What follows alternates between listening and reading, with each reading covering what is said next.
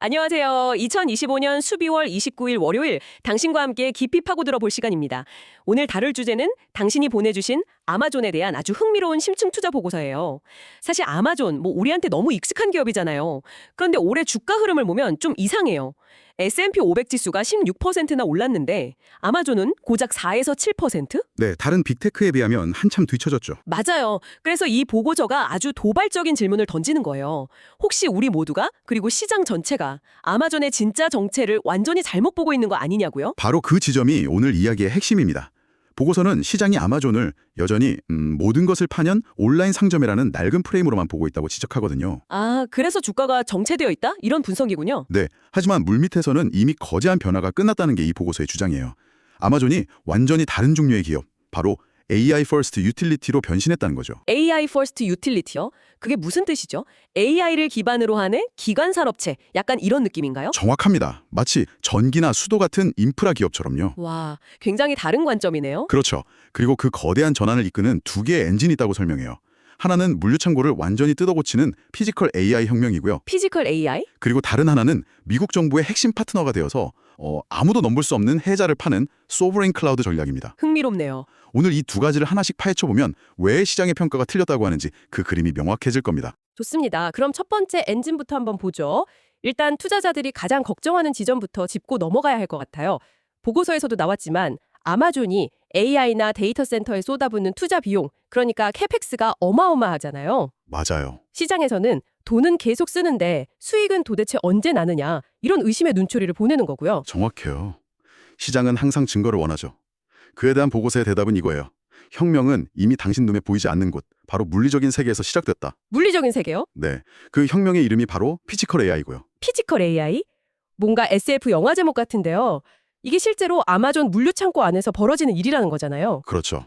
보고서를 보니까 아마존이 운영하는 로봇이 벌써 100만 대를 넘었다고 하더라고요. 100만 대요? 이 로봇 군단이 그냥 선만이나 옮기는 그런 단순한 수준은 아닐 것 같은데요. 훨씬 그 이상이죠. 예를 들어 세코이아라는 시스템이 있어요. 세코이아. 이건 단순히 로봇 몇 대가 아니라 로봇 팔, 컨베이어 벨트, 재고 관리 시스템 전체를 하나의 유기체처럼 통합해서 운영하는 겁니다. 아, 시스템 전체를요? 네, 덕분에 창고에 물건이 들어와서 보관되기까지 걸리는 시간을 무려 75%나 단축시켰어요. 75%요?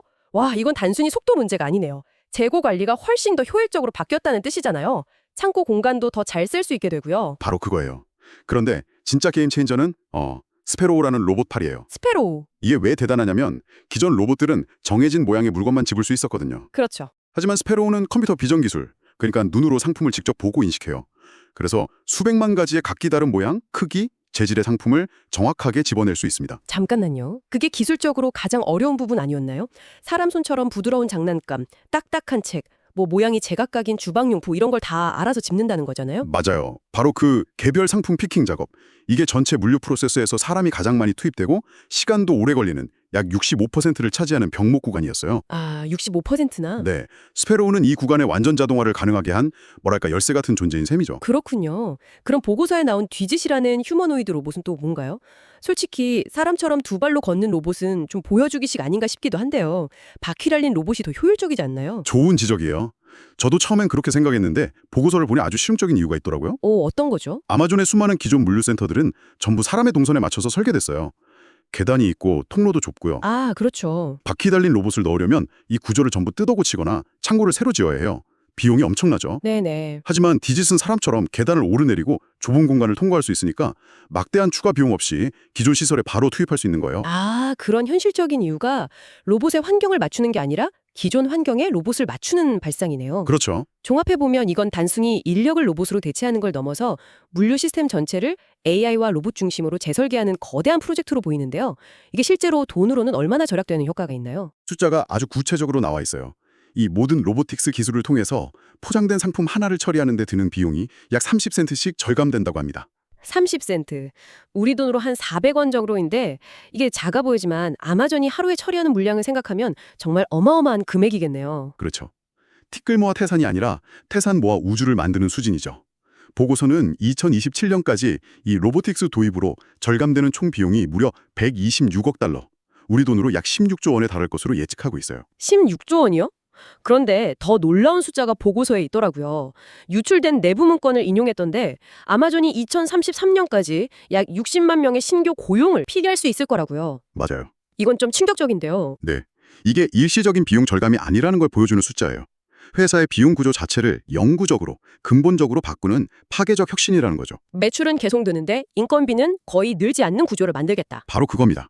물론 보고서는 이런 대규모 자동화가 가져올 사회적 영향에 대해서도 짧게 언급하지만 철저히 투자자 관점에서 이게 아마존의 수익성에 어떤 의미를 갖는지 분석하는 데 집중하고 있어요. 알겠습니다. 그러니까 피지컬 AI라는 내부 혁신으로 비용 구조를 완전히 바꾸는 게 첫 번째 핵심이군요. 네, 그럼 보고서가 말하는 또 다른 엔진, 외부에서 거대한 성벽을 쌓는다는 이야기도 해보죠. 바로 미국 정부와의 관계 말이에요. 맞습니다. 내부에서는 로봇으로 효율을 극대화하고 외부에서는 정부를 등에 업고 안정성을 확보한다. 이런 그림인 건가요? 완벽한 요약이에요. 이걸 이해하려면 지금의 지정학적 상황을 봐야 해요. 미중 기술 패권 경쟁이 격화되고 있고 전 세계 모든 나라가 데이터 주권, 그러니까 소브린 AI를 외치고 있잖아요. 그렇죠.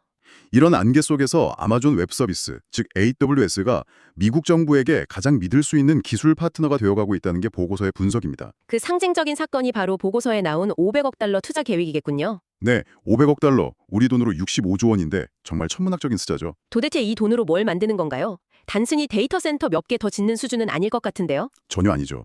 이건 미국 정보기관, 특히 국방부나 정보기관처럼 최고 수준의 보안이 필요한 곳들만을 위한 전용 AI 인프라를 구축하는 프로젝트예요. 정부 전용이요? 네, 보고서에 따르면 여기에는 탑시크릿, 즉 1급 기밀 데이터를 다룰 수 있는 클라우드까지 포함돼요. 잠깐만요. 1급 기밀을 다루는 클라우드라고요? 그건 민간 기업의 영역이 아니잖아요. 거의 국가 안보 인프라의 일부가 된다는 뜻인데요. 바로 그겁니다. 보고서는 AWS가 사실상 미국의 디지털 안보 인프라의 핵심 축이 되고 있다고 표현해요. 와, 이렇게 되면 마이크로소프트나 구글 같은 경쟁사들과는 차원이 다른 이야기가 되는 거죠. 이건 단순히 기술력이나 가격 경쟁으로 넘을 수 있는 벽이 아니에요. 그렇죠. 국가와의 신뢰를 바탕으로 한 거의 독점적인 해자를 파는 거네요. 맞습니다. 보고서에 나온 원거부라는 협약도 같은 맥락에서 봐야겠군요. 네, 원거부는 이걸 더 가속하는 장치예요. 쉽게 비유하면 모든 연방정부 기관들이 복잡한 조달 절차 없이 AWS 서비스를 바로 구매할 수 있는 하이패스를 깔아준 거라고 보면 됩니다. 하이패스. 이 협약 덕분에 정부는 2028년까지 약 10억 달러의 예산을 절감할 수 있을 걸로 기대하고요. 아마존 입장에서는 국방부, 국세청 같은 거대하고 안정적인 고객들을 아주 손쉽게 그리고 장기적으로 확보하게 되는 거네요. 민간 시장처럼 경기를 타지도 않을 거고요. 그렇죠. 한번 이 인프라에 들어오면 다른 곳으로 옮겨가기도 거의 불가능해요. 완벽한 락인 효과가 발생하는 거죠. 알겠습니다. 그림이 정말 명확해지네요. 내부에서는 피지컬 AI로 비용을 줄이고 외부에서는 소버렌 클라우드로 정부라는 가장 확실한 고객을 선점하고 네, 누구도 따라올 수 없는 성을 쌓는 거죠. 그럼 이 두 가지 거대한 변화를 고려했을 때 보고서는 현재 아마존의 주가를 어떻게 평가하고 있나요? 특히 경쟁자들과 비교해서요. 그 부분을 아주 냉정하게 분석하는데요. 먼저 클라우드 시장부터 보죠. AWS는 여전히 30에서 33% 점유율로 압도적인 1위예요. 네, 1위죠. 근데 요즘 시장에서는 다들 마이크로소프트 애저의 성장세에 더 주목하는 분위기잖아요. 맞아요. 애저의 성장률이 더 높은 건 사실이에요. 그런데도 보고서는 AWS의 손을 들어줍니다. 이유는 뭔가요? 바로 수익성이에요. 애저의 폭발적인 성장 이면에는 막대한 할인과 프로모션이 있거든요. 반면 AWS의 영업이익률은 38%에서 40%대로 추정돼요. 40%요? 네, 구글 클라우드가 23.7%인 것과 비교하면 거의 2배 가까운 수준이죠. 여전히 업계 최고의 현금 창출 기계라는 사실은 변함이 없다는 거예요. 성장률이냐 수익성이냐의 관점인데 보고서는 결국 돈 버는 능력이 더 중요하다고 보는 거군요. 그럼 리테일 쪽은 어떤가요? 이쪽은 월마트의 추격이 정말 매섭잖아요. 맞아요. 월마트의 이코머스 성장률이 아마존보다 높게 나올 때도 많죠. 하지만 여기서도 보고서는 숨겨진 비밀 병기를 지적합니다. 비밀병기요? 바로 광고 사업이에요. 광고 사업이요? 아마존에서 물건 살 때 위에 뜨는 그 광고들 말인가요? 그게 그렇게 큰가요? 상상 이상으로 큽니다. 보고서는 아마존의 광고 사업을 숨겨진 보석이라고 표현하는데 이 사업부 연간 매출이 얼마일 것 같으세요? 글쎄요, 한 1,000억 달러 정도 되려나요? 무려 700억 달러에 육박해요. 700억 달러요? 우리 돈으로 90조 원이 넘는 돈이죠. 웬만한 글로벌 미디어 기업보다 더 큰 규모예요. 더 중요한 건 이 광고 사업의 마진이 어마어마하게 높다는 점입니다. 와, 그러니까 아마존의 리테일 사업은 사실 물건을 팔아서 돈을 버는 게 아니라 물건 사러 온 사람들한테 광고를 보여줘서 돈을 버는 플랫폼이라고 봐야 하는 거네요. 정확합니다. 이 고마진 광고 수익이 뒤를 받쳐주니까 아마존이 월마트랑 치킨 게임을 벌이면서도 전체적인 수익성은 훨씬 높게 유지할 수 있는 거예요. 아, 실제로 아마존의 북미 리테일 영업이익률은 5.9%인데 월마트의 전사기준 이익률은 3.7%에 불과하거든요. 이 차이가 바로 광고에서 나오는 거죠. 그렇군요. 클라우드에서는 압도적인 수익성, 리테일에서는 광고라는 비민병기. 그럼 이 모든 분석을 종합한 보고서의 최종 결론은 현재 주가가 명백히 저평가되어 있다는 것이겠네요. 네, 결론은 아주 명확해요. 보고서는 아마존의 향후 이익 성장을 고려한 주가 수익 비율, 그러니까 선행 PER이 약 32.8배 수준이라고 분석해요. 사실 다른 빅테크 기업들에 비하면 그렇게 낮아 보이지는 않는데요. 그게 바로 함정이에요. 함정이요? 네. 아마존의 과거 평균 PER은 항상 50배에서 60배, 높을 땐 100배를 넘나들었어요. 그에 비하면 32.8배는 역사적으로 아주 낮은 수준이죠. 아, 과거의 아마존과 비교해야 하는 거군요. 그렇죠. 이 숫자가 의미하는 바는 명확해요. 시장이 아직도 아마존을 수익성 낮은 유통공용으로 취급하고 있다는 증거라는 겁니다. AI 인프라 기업이라는 새로운 정체성을 전혀 주가에 반영하지 않고 있다는 거죠. 시장의 인식이 현실의 변화를 따라가지 못하고 있다는 말이네요. 그래서 월가의 애널리스트들은 목표 주가를 어느 정도로 보고 있나요? 현재 주가가 232달러 선인데 월가의 목표 주가는 보수적으로는 260달러, 공격적으로는 303달러까지 제시되고 있어요. 와, 상당한 상승 여력이 있네요. 네, 시장이 아마존은 유통회사가 아니었구나 라고 깨닫는 순간 주가가 빠르게 재평가될 거라는 게 보고서의 최종적인 전망입니다. 오늘 우리가 함께 깊이 파고든 내용을 정리해보면 이 보고서는 우리가 알던 아마존과는 완전히 다른 청사진을 제시하고 있네요. 그렇죠. 2025년의 주가 흐름은 겉으로 보기엔 좀 답답하고 지루해 보일 수 있지만 그 물밑에서는 AI 기반의 인프라 및 물류 기업으로의 거대한 전환이 이미 막바지 단계에 마 있다는 거고요. 맞아요. 핵심은 관점의 전환이에요. 시장은 지금까지 AI 투자의 비용에만 집중해서 우려했지만 이 보고서는 이제 곧 그 투자의 결실이 재무제표의 숫자로 찍히기 시작할 거라고 주장하는 겁니다. 아, 비용이 아니라 결실을 볼 때다. 네, 로봇 군단을 통한 막대한 비용 절감, 그리고 미국 정부와의 독점적 계약을 통한 안정적이고 높은 수익, 이 두 가지가 앞으로 아마존의 실적을 견인할 쌍두마차라는 강력한 메시지를 던지고 있죠. 정말 흥미로운 분석이었습니다. 마지막으로 당신이 혼자 더 생각해 볼 만한 질문을 하나 던지면서 마무리할까요? 네, 좋습니다. 오늘 이 보고서는 아마존이 로봇으로 창고의 물리적인 노동을 자동화하는 과정을 아주 상세하게 보여줬잖아요. 그렇죠. 그런데 보고서 말미에 프로젝트 엘루나라는 이름이 스치듯 언급돼요. 이건 물류센터 전체를 조율하고 최적의 의사결정을 내리는 일종의 AI 관리자라고 하더군요. AI 관리자요? 네.